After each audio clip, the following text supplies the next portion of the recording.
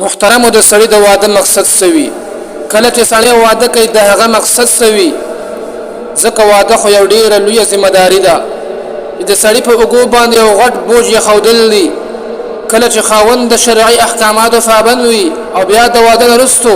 دته د ټولو حقوقو پته وي نو هغه بیا ولې دومره ذمہ داریانې په خپل سر باندې اخلي لږ سوچ وکړه چې مالی اخراجات کور دپاره وخت فارغول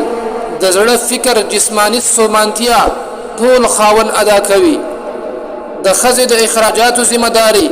ښځې دپاره او د بچو دپاره بهترین کور جوړول د ښځې کوتاهیانې برداشت کول د هغې د رشتهداریانو سره حسن سلوک کول د هغه د میلمنو ښه استقبال کول مطلب دا چې د زندګۍ هر ممکن ارمان پوره کوي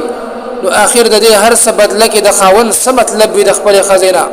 نو عزتمند درونو د خاوند د مطلب دا وي چې د واده نه وروستو ښځه زما اتباع وکړي زما خیال وساتي زما د بچو خیال وساتي او دغه شان زمونږ زندگی بهترینه تیریږي د مینې او محبت زندگی رواني چونکې خاوند دا سوچ کوي چې دنیا کې 2 ورځې ژوند دی دا 2 ورځې ژوند ډېر ښایسته تیر شي لیکن چې کله خاوند هغه واده وکړي د واده نه وروستو که چېرته دا ښځه خوش اخلاقه وي مینه او محبت واله وي یقینا زندگی ډېره ښه تیریږي لیکن که چېرته دا ښځه بدکاره وي بد اخلاقه وي بد زبانه وي نو دا زندگی بیا نه وي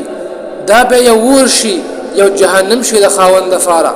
لہذا خاوند چې دومره سخت برداشت کی پیسې وګټي او د واده سامان برابر کی ښځه وکړي د هغې نه وروستو هم بیا زندگی خرابوي ډېره ګرانه ده نو ښځو له پکار دي چې هغوی ځان کې اخلاق راولي د خپل خاوند اتباع وکړي کله چې ښځه واده شي د خاوند د هر یو څیز خیال وساتي د هغه د کور د هغه د بچو کله چې خاوند کور ته را داخل شي ښځه ورته ښه مزېدار ځان ښایسته کړی وي او په خندا پیشانۍ ورسره مخامخ کیږي دې دپاره چې د خاوند زړه باغ باغ شي لیکن که چېرته ښځه خیره نه وي بد زبانه وي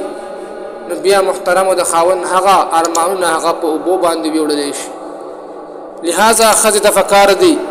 چې هغه خپل ځان ښایسته کړي او د خپل خاوند د حقوقو خیال وساتي وما علینا الا البلاغ